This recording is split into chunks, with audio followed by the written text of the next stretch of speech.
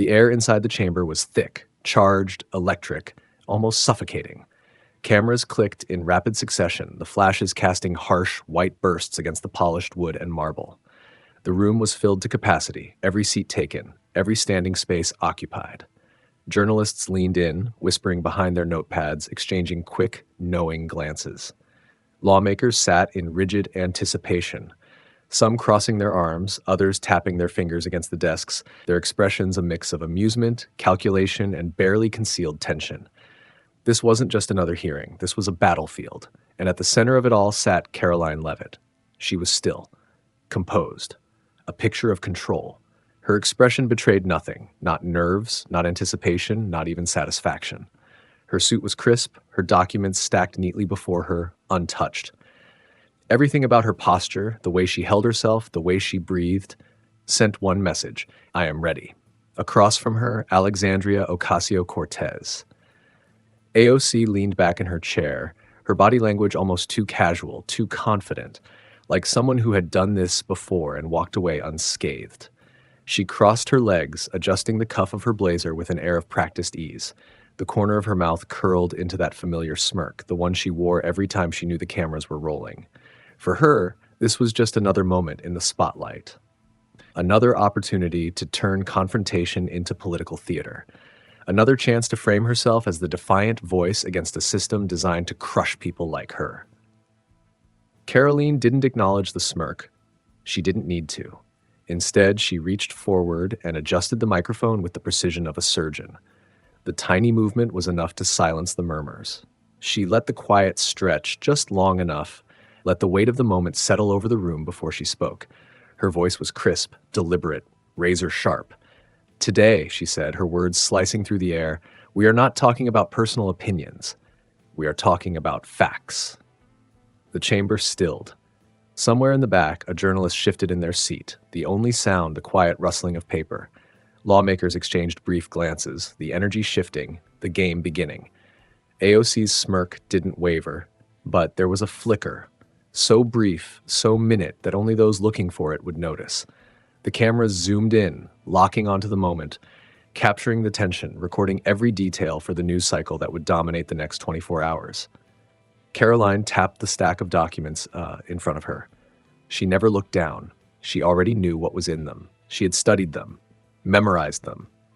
The room was waiting, holding its breath, knowing that whatever came next would set the tone for everything that followed. The waiting room had exploded, and the real war was just beginning. The attack came swiftly. No buildup, no theatrics, just a list of charges delivered with surgical precision. Karoline Leavitt didn't waste time. She didn't pause for effect, didn't wait for the weight of her words to settle. She didn't need to. The accusations themselves were heavy enough.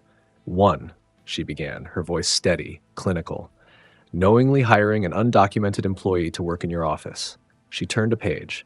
2, instructing your staff to remove digital records related to said employee from internal systems. Another pause, brief but intentional. And 3, redirecting campaign funds to an organization that provides logistical support for undocumented individuals evading federal immigration enforcement. The words hung in the air. No gasps, no dramatic reactions. The people in the chamber weren't surprised. They were waiting, watching, measuring every flicker of movement on AOC's face. AOC barely blinked. Instead, she exhaled softly, like someone who had been expecting the hit and found it underwhelming. Then she chuckled. With all due respect, Chairwoman Leavitt, she said, leaning forward slightly, resting her elbow on the table, this sounds more like a Fox News report than a serious hearing. There was no fear in her voice, no anger, just the casual, dismissive tone of someone who had been here before. Someone who had spent years being accused, criticized, torn apart by headlines, and always came out standing. The smirk was back. The cameras ate it up. Karoline didn't smirk, didn't blink, didn't even react.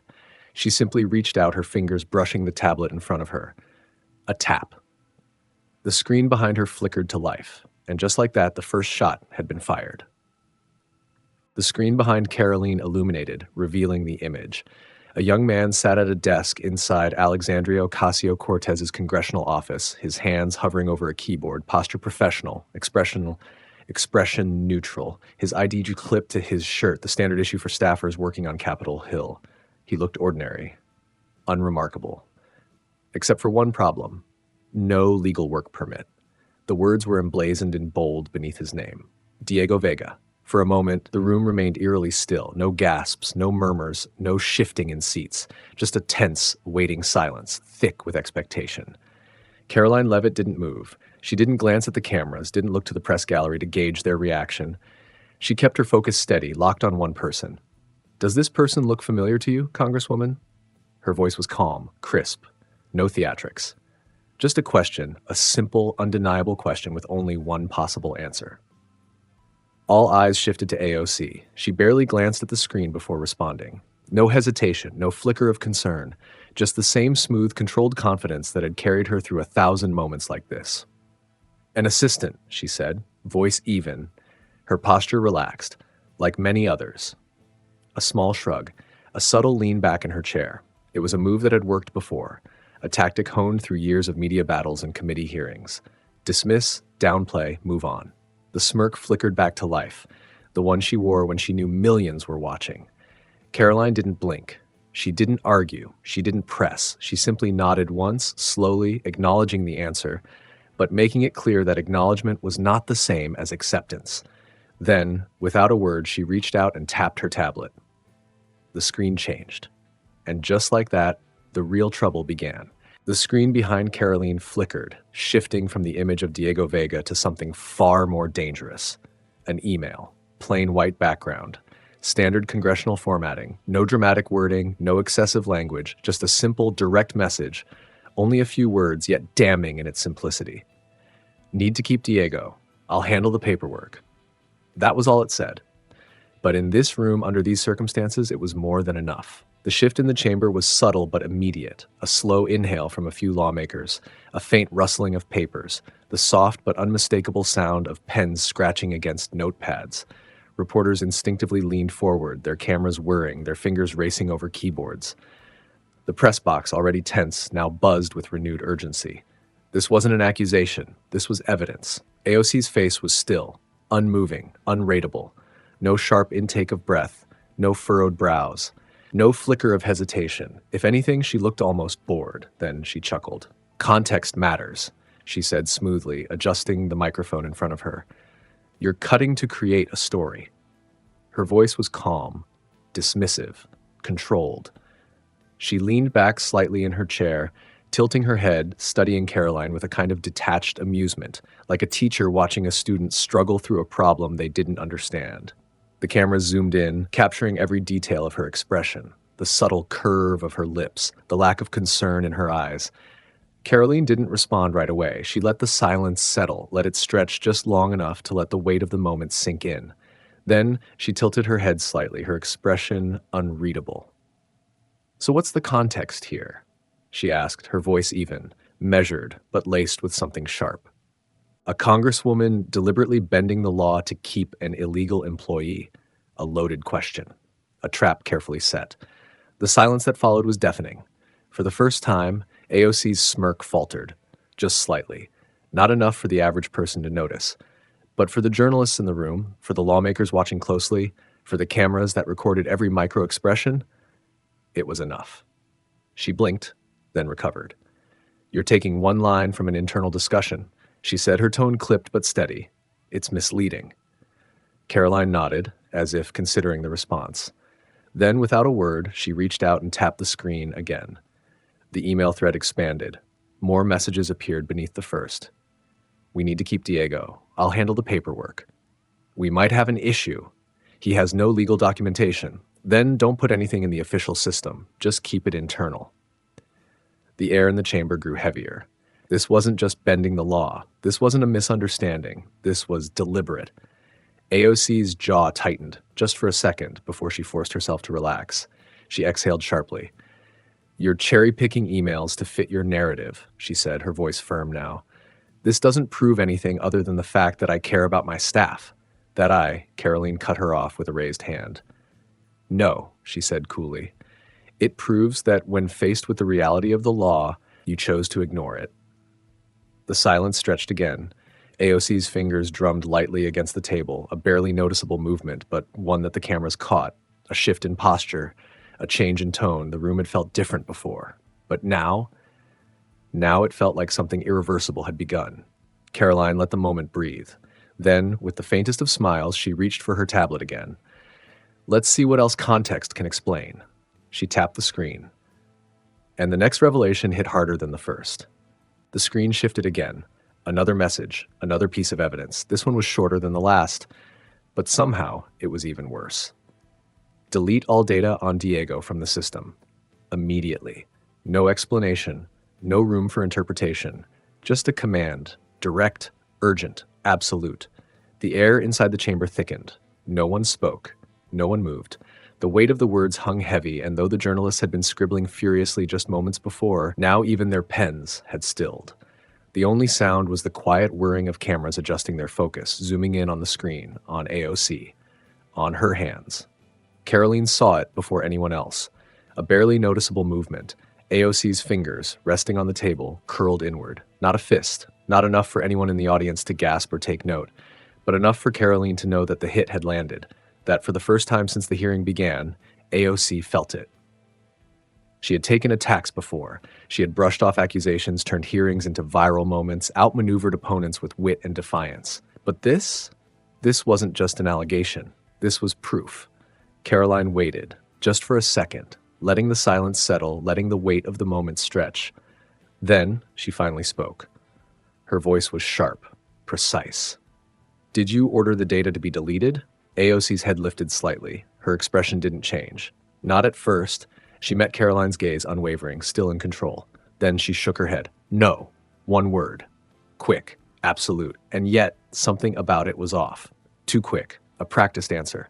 The kind given by someone who had prepared for this question. Karoline studied her, her expression unreadable. Then she simply clicked again. The screen changed. A new document appeared. This time, not an email. Not a message. A confirmation. Data deletion completed. Records related to Diego Vega have been permanently removed. The words sat there, cold and undeniable. The system had logged it. The action had been taken. It was no longer a question of if the files were erased. It was no longer about accusations. It had happened.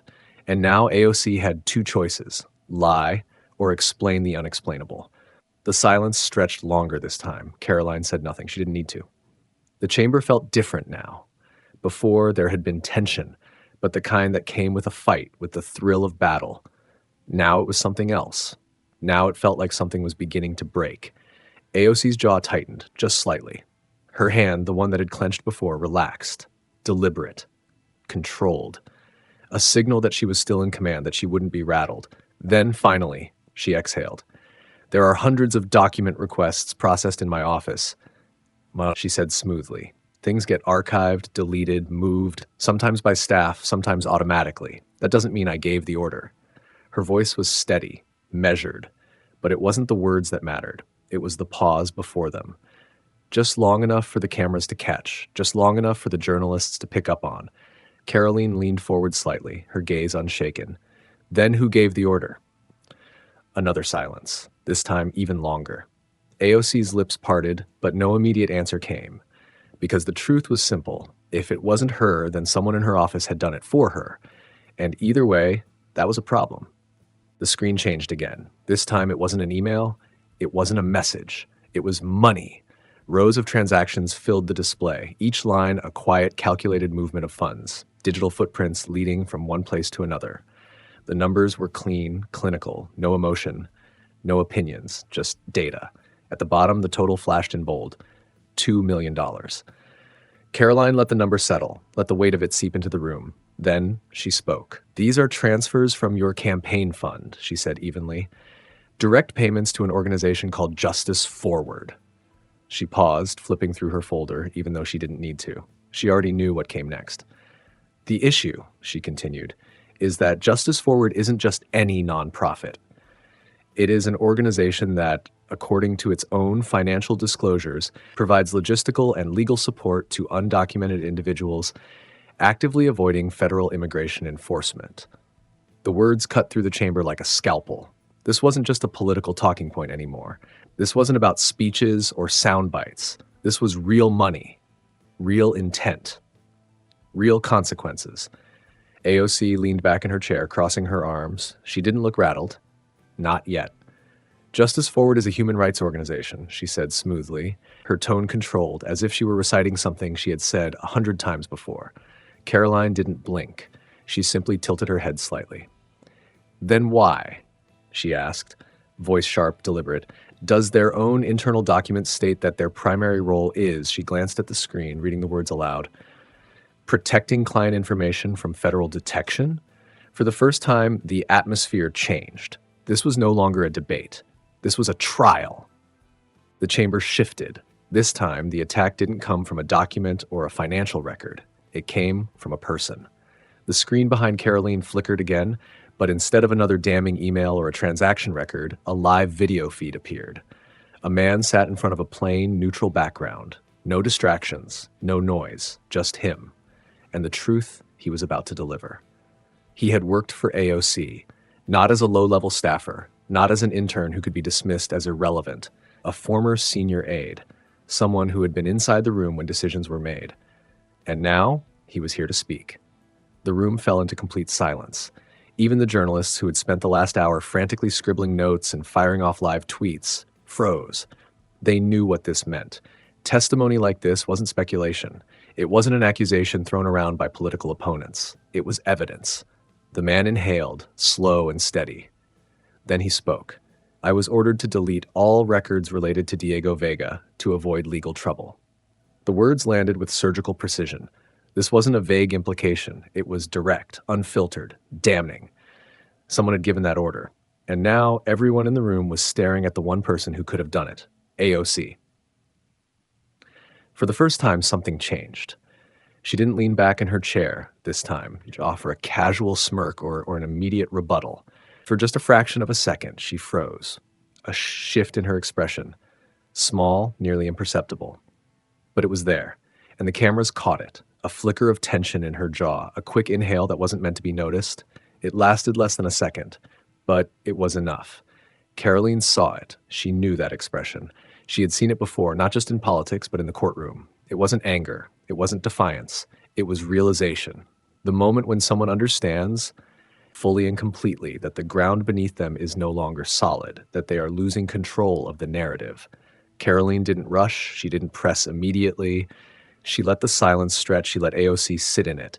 Then finally she leaned forward just slightly, her eyes never leaving her opponent's. And when she spoke, her words cut through the chamber like ice. Do you still want to call this a witch hunt, Congresswoman? Another silence. Only this time, it wasn't waiting for an answer. It was the turning point. The screen flickered again, but this time it wasn't another email or financial record. This time it was video evidence, a grainy but clear recording. The audio was crisp, the timestamp recent. AOC sat in a closed-door meeting surrounded by her senior staff. No cameras, no public audience, no performance. Just her, speaking plainly to the people who handled the logistics of her campaign. She looked serious, focused. Then her voice came through the speakers, calm but unmistakable. We're moving money around. Just put it under community support. The media won't dig into it. The entire room froze. It wasn't a whisper of shock, not a sudden explosion of outrage. It was worse. It was silence, a complete, absolute stillness. No shifting in seats, no side conversations, no movement in the press box. The journalists who had spent the last 2 hours frantically scribbling notes, typing out live updates, whispering theories to one another, were now motionless. Because this wasn't an allegation. It wasn't an assumption, a partisan attack, a carefully worded accusation. It was proof. Cold, unfiltered, and undeniable. AOC turned her head toward the screen. Her expression remained neutral at first, but then something changed. A flicker in her eyes, a tightness in her jaw. It lasted less than a second, but it was there. The camera zoomed in, catching it all. She had talked her way through the emails. She had spun the deleted records as routine. She had dismissed the campaign finance irregularities as procedural. But this, her own words, her own voice, her own instructions. And this time there was nothing to spin. Karoline didn't rush. She didn't throw out a question, didn't press for an immediate reaction. Instead, she let the moment breathe. She let AOC sit in it, seconds stretched. The weight of the silence, of the video, of the truth, settled in the air like a storm waiting to break.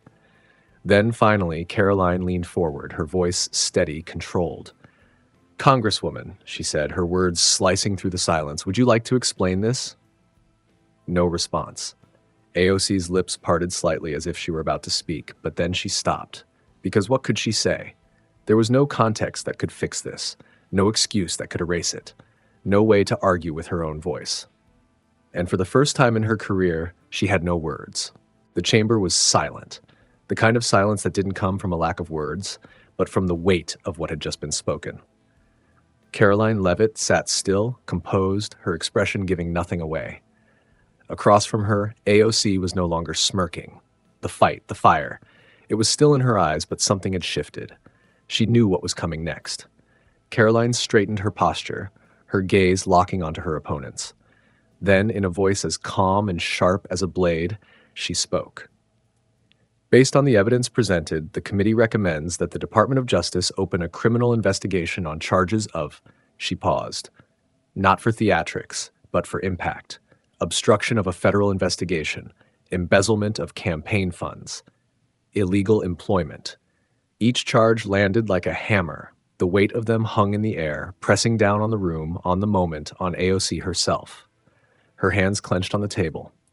Not a dramatic movement, not enough for anyone outside the room to catch it, but Karoline saw it, and she knew this was the moment everything changed. Because no matter what AOC said next, no matter how she framed it, how she fought it, this wasn't just politics anymore. It was the law. The doors swung open.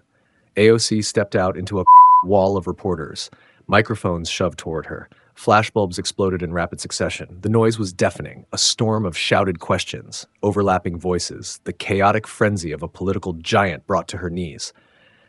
"Congresswoman, are you facing indictment? Do you deny the charges? Will you resign?"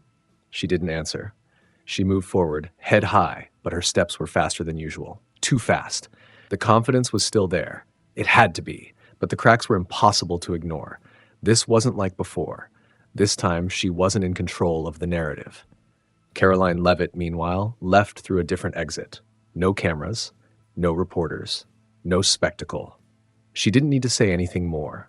She had already won. Later that evening, as the media dissected every second of the hearing, Karoline's final words played on repeat across every network. No one is above the law, not even those who speak the loudest. And with that, the era of Alexandria Ocasio-Cortez was over.